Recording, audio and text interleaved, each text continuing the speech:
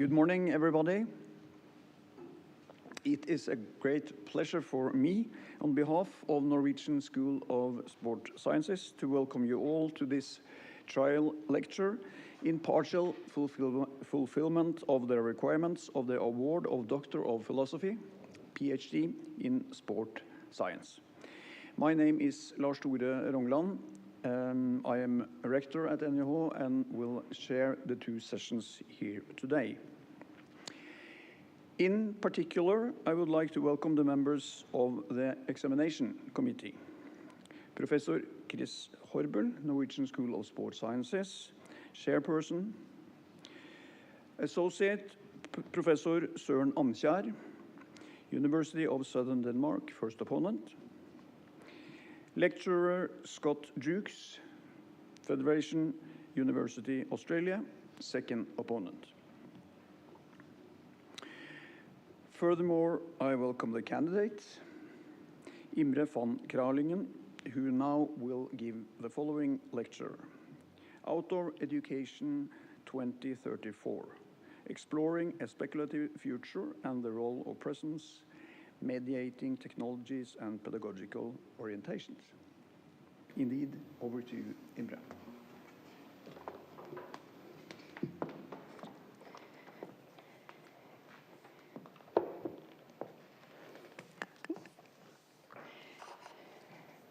Thank you for the introduction. Can you all hear me well? All right. Good morning. Welcome, everyone, to this trial lecture. Today, I'm going to take you on a journey to the future of outdoor education, looking ahead to the year 2034. And the title I received from the committee for this lecture is as follows: Outdoor Education 2034. Exploring a speculative future and the role of presence, mediating technologies, and pedagogical orientations. And the purpose of this lecture will be to speculate what outdoor education might look like in the year 2034, and to explore the role of mediating technologies, presence, and pedagogical orientations in the speculative future. I'll begin by giving a very brief introduction to outdoor education and technology. And after that, I will present three scenarios in which I imagine what outdoor education might look like. Then I will proceed by theorizing and speculating the role of mediating technologies. And after that, I will present the notion of presence and speculate how presence might be influenced by mediating technologies. Finally, I will offer a pedagogical orientation and some considerations that might be relevant in the speculative future. And I will conclude with some final thoughts. So, broadly speaking, outdoor education has been described as a variety of learning experiences that typically take place outside the classroom and often in natural environments. Formal outdoor education is generally structured and aims to attain predetermined learning objectives. Now, there's various forms of outdoor education or approaches to outdoor education, such as adventure education, environmental education, wilderness education, or friluftsliv education. And unfortunately, I don't have time to go deeper into these today, so I'll be moving on. And throughout my research and in preparation for this lecture, I've read a lot about technology and outdoor education. And one thing that stood out to me early on was that there exist diverging perspectives regarding the role and use of technologies in the context of outdoor learning, ranging from pro-technology perspectives to anti-technology perspectives and everything in between. And so from the early writing from Cuthbertson and colleagues to more recent studies by my international colleagues, Dave Hills, Glenn Thomas, and Jack Reed, the use of technologies has been described as a double-edged sword, meaning that technologies have both benefits and pitfalls in the context of outdoor learning.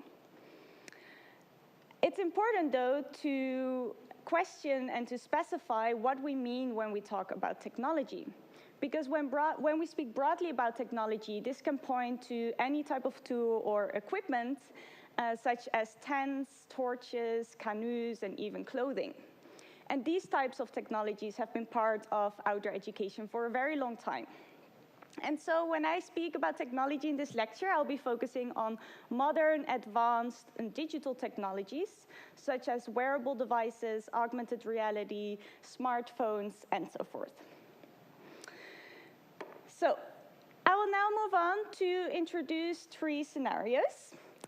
But before I do that, I want to ask you all to take a moment to imagine society in 10 years from now, and that being a society that's increasingly technologically structured, more so even than today. So for example, augmented reality enhances our shopping experiences by providing virtual try-ons. Artificial intelligence increasingly personalizes our daily routines, and almost everyone is walking around with smartwatches, smart rings, or other wearable technologies that are nearly constantly close to our bodies. And these technologies or these developments are not unlikely to happen, and a lot of them are already happening right now. So in the very first scenario, this is one in which I imagine outdoor education taking a more conservative direction, where educators decide to fully exclude advanced technologies from their teaching. Already in 2005, Richard Louv introduced the term the nature deficit disorder in his book, The Last Child in the Woods. And this rallied a cry for an international movement to get children to reconnect to nature, get them outside their homes and away from technologies. And so as technologies continue to advance, outdoor education might decide to go the opposite direction and spark the interest of wider population groups, for example, parents or even young adults or parents that are interested in a digital detox for their children, to seek outdoor spaces as a break from their technologically structured lives. And literature has already for a while highlighted the value of outdoor spaces as a break from our technologically structured lives. So this is not necessarily something new, but in this scenario, it might reinforce the need and interest and demand for outdoor spaces as spaces for tech-free experiences. So imagine children sending their children off to a tech-free camp to give them a break from their iPads, their smartphones, their virtual reality glasses. Now, of course, this scenario is not a very relevant starting point for the purpose of this lecture, in which I explore the mediating role of technologies. So I will put it aside for now. And I propose a second scenario. And in this scenario, outdoor education is enhanced by advanced technologies to the point that advanced technologies fully transform and are deeply integrated in outdoor learning experiences. Now, this is likely to further blur the boundaries between physical and digital spaces, something that's referred to as a post-digital society. Already today's society is called post-digital in the sense that technologies are deeply embedded in our everyday lives. And this notion of the post-digital is then likely to be even stronger. So as we look forward to 10 years from now, I think it's maybe not very realistic to sketch a scenario in which technologies play constantly a role in outdoor education settings and in all aspects of outdoor education. So therefore, I propose a third scenario, and this is a more adaptive approach. In this scenario, I acknowledge that technologies like VR, AR, and wearable technologies play increasingly a role in outdoor education, but not constantly and in all aspects of outdoor education. And there are some assumptions that I make when I talk about this second and third scenario. Those being that 5G networks continue to spread, ensuring a nearly seamless connection to online networks and access to digital resources regardless of our location.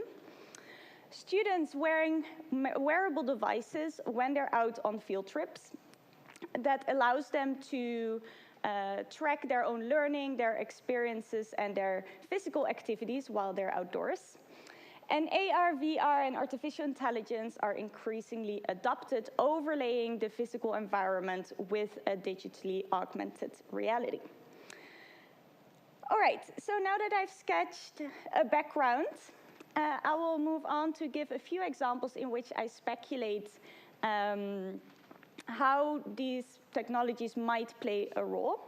But before I do that, I want to just emphasize that I'm not here as a salesperson for technology or for technology use in outdoor education, and that everything that follows in this lecture comes from a place of curiosity and is based on everything I've read and explored throughout the past 4.5 years. So, an example. Imagine a group of children aged 8 to 10 going outdoors for a couple of hours with their teacher into the forest to learn about local wildlife. They're following animal tracks and listening to the birds, and they're using augmented reality glasses to give them real-time, immediate feedback and interactive feedback on their local environment. The augmented reality glasses could, for example, identify the animals that they track, the birds that they're hearing, but also visualize the animals that remain hidden in the forest. And so in this case, augmented reality could encourage children to explore nature in an interactive and fun way and enhance their understanding of local ecosystems. Another example, imagine a group of teenagers, aged 14 to 16, going on a one-day abseiling activity as part of their outdoor learning. The aim of the activity is to get them learning outside their comfort zone, encourage a sense of mastery, resilience, and personal growth. Now, the teenagers are equipped with biosensors, which can give them real-time data on their physical experience, for example, on their heart rate, their body temperature, and even their emotional states. And this data can be useful for getting a better insight into how the teenagers engage with nature, both physically and emotionally. And the data can be used for further discussion and reflection on these experiences, for example, in regards to stress management, personal limits, and resilience in the face of challenges. These examples show how technologies might potentially play a role. But it is, of course, important that educators don't just employ them uncritically. And first and foremost, I would argue that it's important for educators, practitioners, and facilitators to get a deeper insight into how these advanced technologies actually mediate our experiences and how we can better understand that. And to do this, I will turn to a theory of technological mediation. Technological mediation originated in the field of post-phenomenology as a way to more deeply understand human-technology relations. And while post-phenomenology is a much broader theory and often considered a philosophy of technology, technological mediation is considered central as well as one of its most important contributions. And so the theory of technological mediation embraces the idea that technologies shape individuals' perceptions and actions within their environments. And so they consider technologies as non-neutral because they play an actively influencing role. In post-phenomenological theory, the American philosopher Don Idy, who founded the theory, proposes 4 human-technology relations. And these include the embodiment relation, the hermeneutic relation, the alterity relation, and the background relation. And together, these 4 relations offer a frame for understanding the different ways in which technologies might influence experiences or our perception and action in the world. So with the second and third scenario I've presented, it's likely to speculate that advanced technologies will increasingly play a role, at least to some extent, in outdoor teaching and learning activities. And I will now draw on each of these 4 relations to illustrate how we can understand these mediating impacts better. So starting with the embodiment relation. In this relation, technologies become an extension of the body or even an extension of the self integrated in our bodily experience and perception. In this sense, technologies are shaping how we perceive and engage with the world. Often positioned or mostly positioned close to our bodies, these technologies or the technologies that function in this relation expand the range of our sensory experiences. So for example, when I sketched the first example of the children in the forest with their teacher learning about local wildlife, in this example, the augmented reality glasses enhanced their visual sight by placing a digital overlay and even visualizing animals that remain hidden. In a very simple way, we could think, for example, about binoculars enhancing our visual sight. So this is one example of the embodiment relation, but I'll give another scenario also with the use of augmented reality glasses. Imagine a group of university students going outside on a multi-day field trip to the mountains to learn about snow profiles and avalanche risk. They're using augmented reality glasses to help them understand the risk of avalanche and to visualize the layers of snow. And so the augmented reality glasses could, for example, as you see here on the picture, display the risk zones on the mountain slopes and display the terrain and how avalanches might move through the landscape. They can also show the layers of snow in real time and visualize the weaknesses and the structures of the snow that contribute to potential avalanche risks. In addition, glasses could, for example, simulate past avalanches and show how they moved to the landscape and what triggered them. And so augmented reality can enhance our natural, unmediated, direct observation with digital information that can give us an enhanced understanding of the environment. However, this also introduces a challenge, and that is one in terms of unmediated risk perception and calculation. So there's an argument which is quite common in the literature in terms of that the use of technologies can lead to an over-reliance on technologies. And so when people find themselves outdoors, either when they're guides themselves or on trips with students or friends or family, they might not be able to do the same risk calculations without technology presence. And so it can lead to a technologically driven a false sense of safety. All right, the second relation is the hermeneutic relation. And in this relation, technologies serve as interpretative tools, shaping how we interpret and understand the world around us. So the example I gave of the teenagers abseiling with the biosensors on their bodies, this would be a very good example to illustrate the hermeneutic relation. So the technologies measure our biological responses and give us feedback that is then in need of interpretation. And so it can give interesting insights into, for example, student stress levels, as I've mentioned. But on the other hand, it can also lead teenagers to be too focused on the information from the technological devices and lead them to be less in tune with actually observing how they themselves and how their bodies respond to the challenges during the activity. The third relation is the alterity relation. And in this relation, technology is experienced as a quasi-other or a separate entity with which we interact. Now, virtual reality and virtual reality simulations are good ways to illustrate this.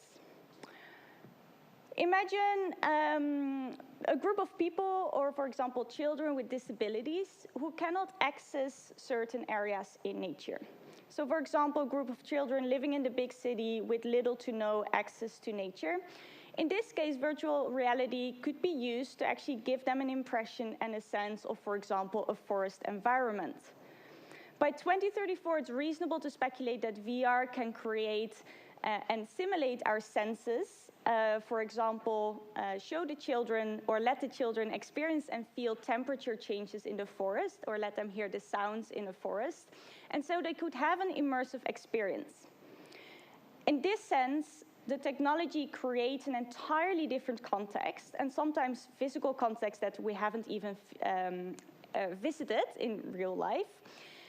And that relation is described as the alterity relation because it's an environment with which we can interact and immerse in as if it's a quasi-other being or surrounding. And so while, of course, these experiences that are simulated by virtual reality cannot replace outdoor learning experiences or outdoor experiences in general, they could still be valuable in terms of providing access and hold personal and educational value. The fourth and final relation is the background relation. And in this relation, technologies recede into the background, functioning often unnoticed, but still shaping our environments and our actions and behavior. And so, for example, imagine 5G networks, as I illustrated, have become widespread and enable nearly seamless connection to online resources. Now, even if we're not actively using our mobile devices, these networks function unnoticed in the background and send through notifications from messaging apps, from social media, from news updates, etc. And so by this process that's kind of happening on the background, it can influence students' behavior. So students might be tempted to engage with digital content rather than be immersed and focused on the learning experience. And this duality exemplifies the background relation, where technology is not necessarily front and center in the learning experience, but it's still pervasive. And in this sense, students might struggle to balance their engagement with digital content and their direct surroundings. So it's important to state that these four relations, while offering a meaningful or a useful way to understand and identify different mediating impacts of advanced technologies, technologies are considered multi-stable in mediation theory.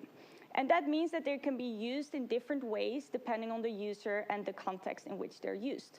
So even though there's four relations, the technologies I exemplify these relations with might also function in a different category. So for example, augmented reality glasses, while expanding the range of our experiences, our perception, they can also function as a hermeneutic relation at the same time or separately. So first, they can enhance our sight or observation or visualize avalanche risk in the landscape, as I exemplified.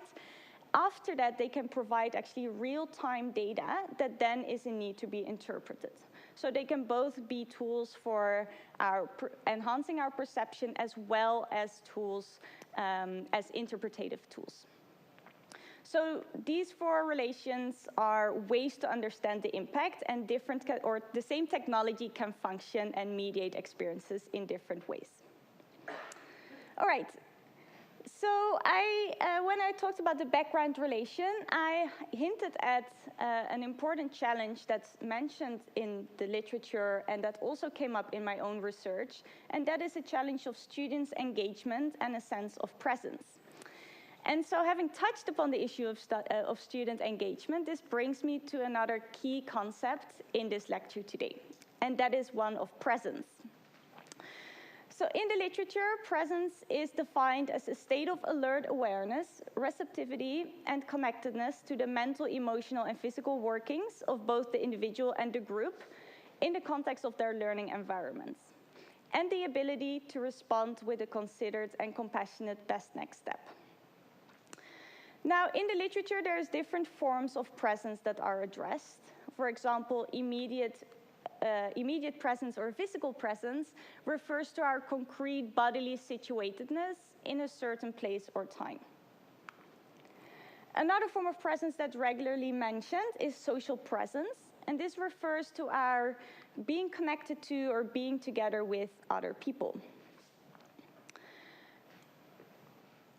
Presence is important in the context of learning because it influences our ability to absorb, process, and apply new information and skills. And so presence influences our engagement with the learning environment, with the experience with people around us, but also the overall learning process. And so we can understand presence in a more simple way than the long quote I cited earlier, as the learner's ability to be fully immersed and engaged with the learning material or experience, the environment, and the social interactions. I've illustrated that advanced technologies like AR, VR, AI, and wearable devices offer a range of possibilities for outdoor learning experiences. But at the same time, there's a risk of distraction and students being too focused on the technologies and kind of leading to a disconnection from their unmediated direct experience. And so when we look ahead to the year 2034, we might see new or emerging notions or interpretations of presence in the field of outdoor education. And these notions that I will, or these interpretations of presence that I will present now are not necessarily fully new. They're derived from the literature, but we could consider them new in an outdoor education context. So, by 2034, the line between digital and physical spaces will likely blur further. And the first notion of presence that might become relevant is hybrid presence. And this refers to one's ability to remain a coherent presence while using technologies, at the same time being able to still engage with the natural social environment. And so imagine a group of students stargazing at night. They're using augmented reality glasses to visualize the constellations, but they still might be aware from the ground under their bodies. They might still discuss what they're seeing with the students. And so presence becomes a multi-layered process or experience, combining the direct sensory engagement with a digitally enhanced understanding. Virtual presence is another notion that might become relevant in the speculative future. And virtual presence entails the feeling of being immersed and engaged with a digital environment despite being physically elsewhere. So in this scenario, one may perceive being present in an entirely different reality to the point where one forgets where one is physically located. So remembering the example of the virtual reality simulated forest experience, here people might be so immersed in the forest and what they see that they forget actually their physical, almost to feel their physical bodies and where they're physically located at the time. And so this virtual presence can result in a detachment from our physical immediate surroundings and lead to an absent or detached sense of presence as it is described in the literature. And in this sense of presence, as I said, when one is less aware of the physical body, the simulated experiences might, to some extent, fully replace the physical experiences, at least as it is perceived in our awareness. Now, as an alternative to the technologically mediated forms of presence, there might be a counter movement that would advocate for what we could call deep presence. And I say this with a little wink to Arne Næss's notion of deep experience.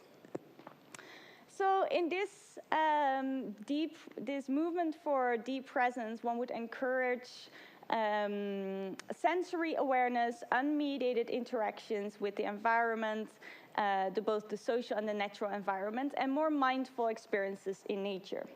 So think, for example, of activities like forest bathing, silent paddling, and wildlife observation becoming the focus point. So think back of the very first scenario I sketched. This is not something that might fully replace other emerging notions of presence like hybrid or virtual presence, but it could complement it and outbalance the other technologically mediated experiences.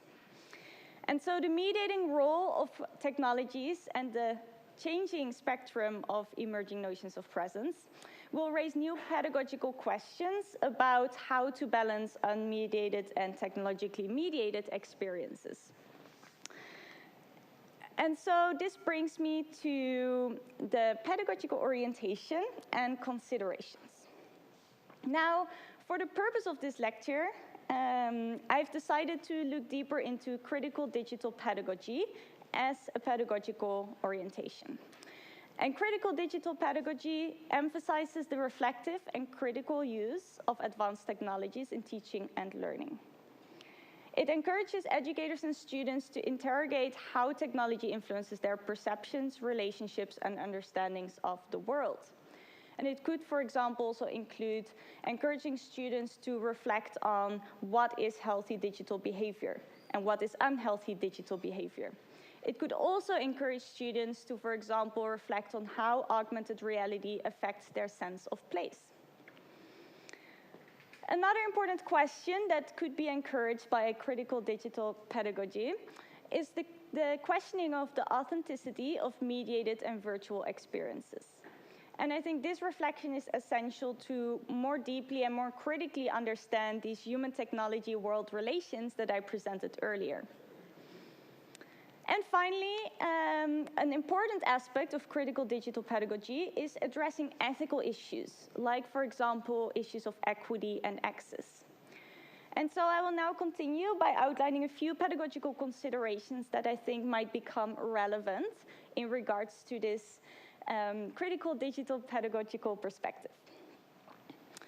So first and foremost, as we look to the year 2034, it will be important to address issues like the digital divide, ensuring that outdoor education doesn't become yet another domain where access is unequal due to technological disparities. And so while there might still be places in the world where access to digital tools and online networks is limited, educators should thus be mindful of students having equitable access to these tools without marginalizing those from under-resourced backgrounds. Another important consideration will be digital competence. And digital competence encompasses the skills and knowledge necessary to effectively use digital technologies. And in the context of outdoor education, digital competence will be important to consider in terms of educators' and learners' ability to effectively use these technologies for pedagogical purposes and not just personal purposes. And so when it comes to digital competence, a lack of digital competence among students can lead, for example, to unequal learning opportunities. When technologies become an active part of teaching and learning practices, and some students have much better technological skills, these could actually affect their learning process, their experience, and their outcomes. Meanwhile, a lack of digital competence among educators could result in the ineffective or uncritical use of these technologies, potentially negatively influencing the learning experiences or the learning outcomes.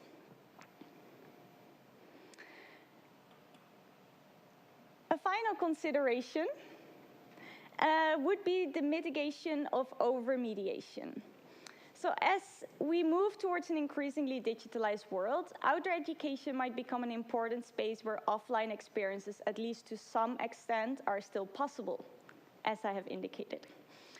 And outdoor education might thus encourage a return to low-tech or no-tech experiences, focusing on deep presence, sensory awareness, and unmediated social interactions.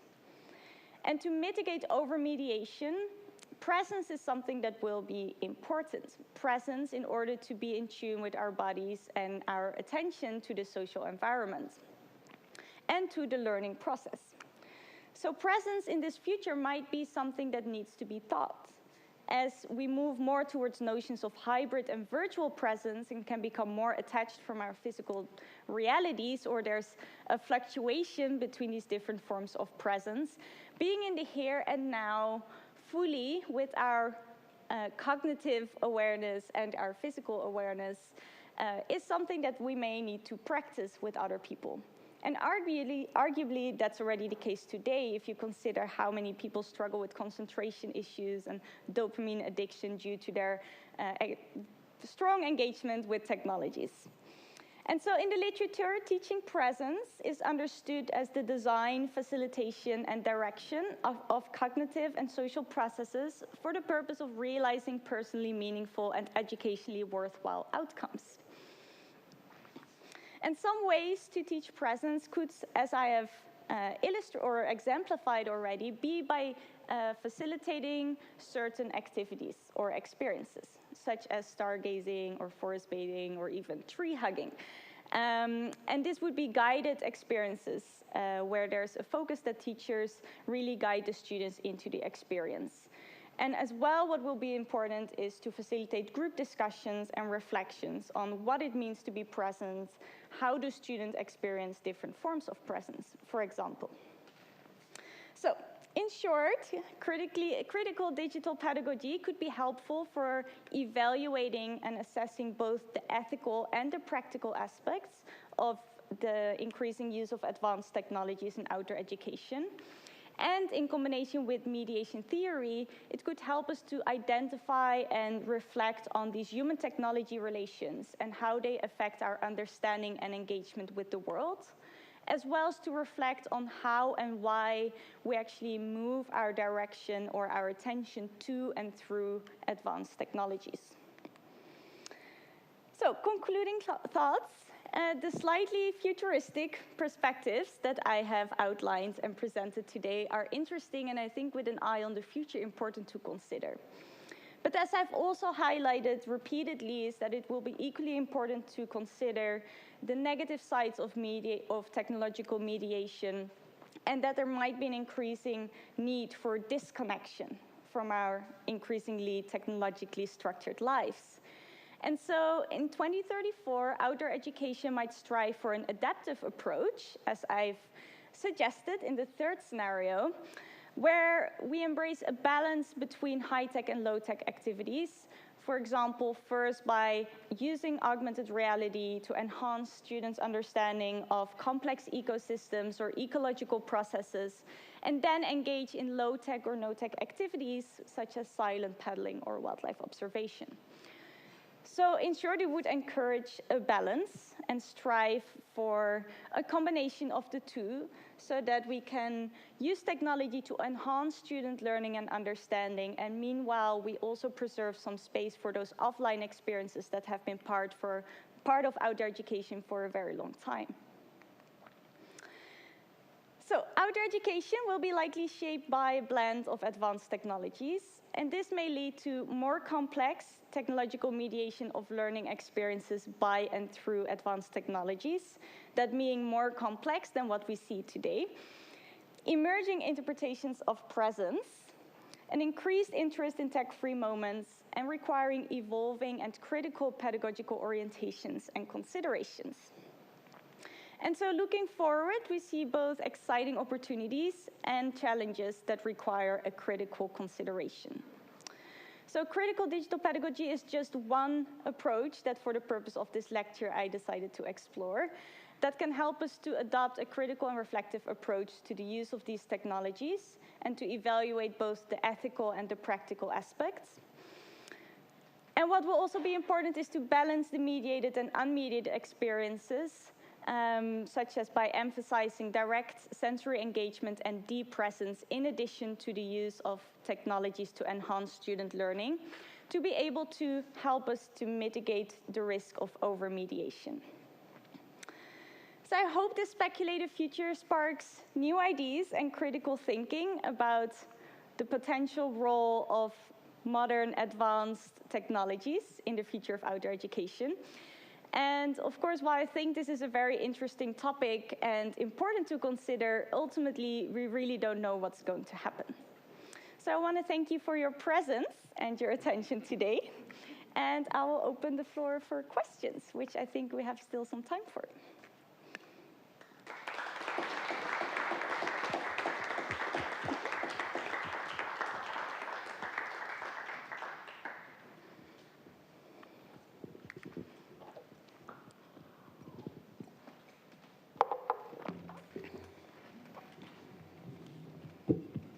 Thank you very much for the trial lecture. Yes, there is some minutes for questions, so I invite the opponents, if you have a question or two, to the candidate related to the trial lecture. Please, Søren, as first opponent, you can start.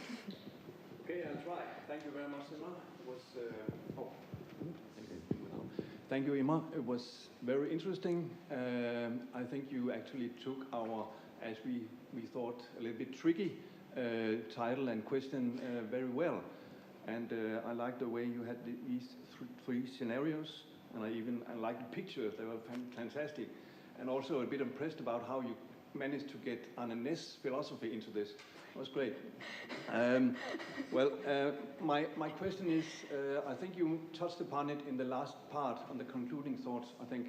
But usually it's very speculative, this research about future. In Denmark we call it fremtidsforskning.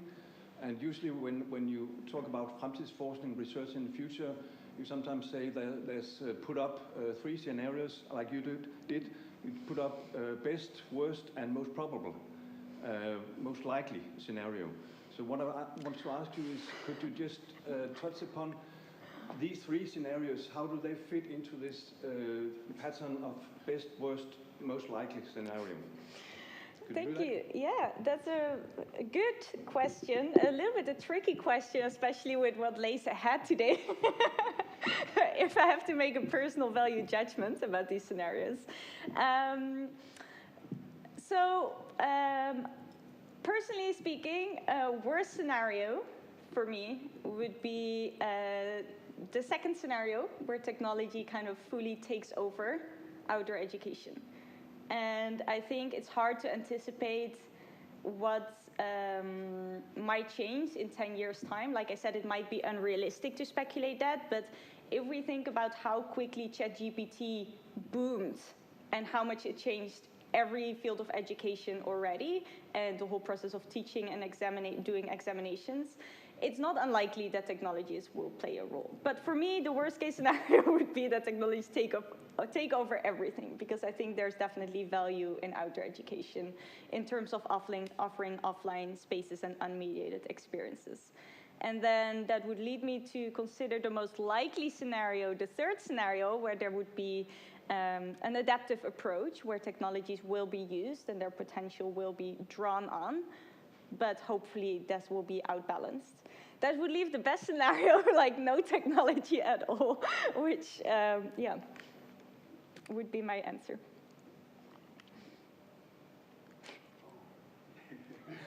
Oh. Okay, yeah. So actually you take the best scenario in your thinking, and looking upon the development and the literature would be actually this tech-free space in outdoor education? Well, I think it's more likely than that that's why I said it's a critical question, because if I have to then choose. And so I think it's most likely that there will be technology used, but not always. So that leaves only the first scenario left. But that does not mean that I think it is the very best possible scenario that mobile technologies will never ever be used in outdoor education, because especially what I learned from my research is that there's definitely potential there. And also the examples I draw on in terms of creating simulated experiences for people who cannot access nature in the way that we can, I think there's a lot of value there that needs to be recognized. Yeah. But if I had to choose, yeah. Yeah, that's why I became a little bit surprised, because actually I think you pointed out quite some advantages and strengths of media taking in technology in the future and doing more and maybe more critical. Yeah, definitely, but that's also why I think it's the most likely scenario, and so, yeah. Yes. All right. Yes? Thank you, Imre. That was a great presentation. I was jotting down all of these questions that I thought I'd ask you, but then you answered them throughout the presentation, so... I'm happy to hear that. Excellent. I do have one question that remains. You introduced the idea of the post-digital early in the presentation, where online worlds are always mediating our experience, and even though we might not be using a mobile device, we're still connected and it's rewiring our brains. So in that context, is tech-free possible? That's a good question. Actually, Jack Reed is much better at going in depth into this. So it's something that I think is very hard to give a concrete answer to. I think also people experience it in a different way, because on the one hand, today's society is already described as one that's post-digital. But then there's still a lot of countries where network development is limited and access to these. So I would argue there is still a possibility for offline spaces. I think I would not argue that we're not at all influenced by technology, but I think we can still have tech-free experiences, yes. Thank you. All right. Thank you. How are we going for time? Should we ask some more questions? Do you have one more question? Start with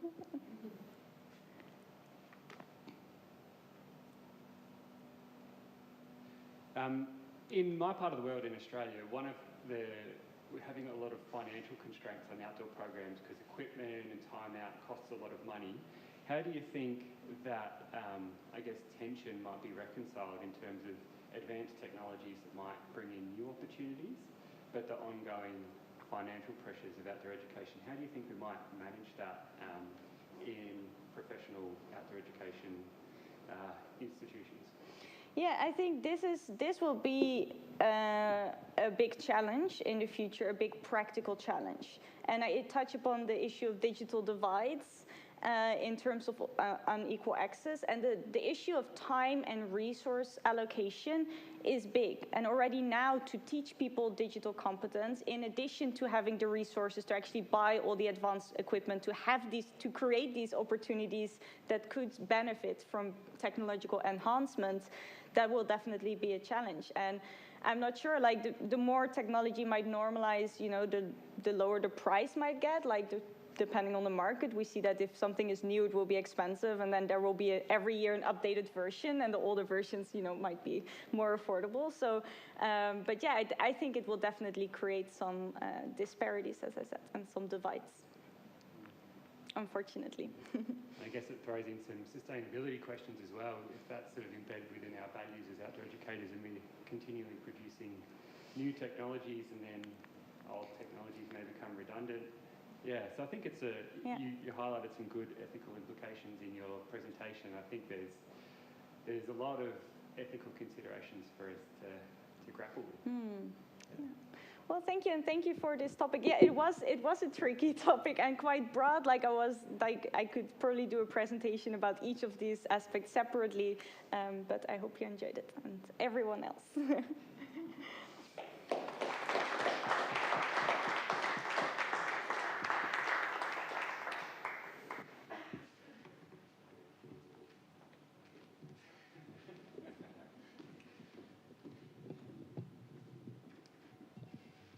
Thanks again for the trial lecture and for the questions and discussion. It will be possible to continue the discussion in a few hours. So I invite everybody to return to this auditorium at 1 p.m. Provided that the examination committee finds the trial lecture acceptable, the candidate will then defend her thesis, presence and disconnection, teaching and learning with mobile technology in tertiary outdoor studies programs. Thank you.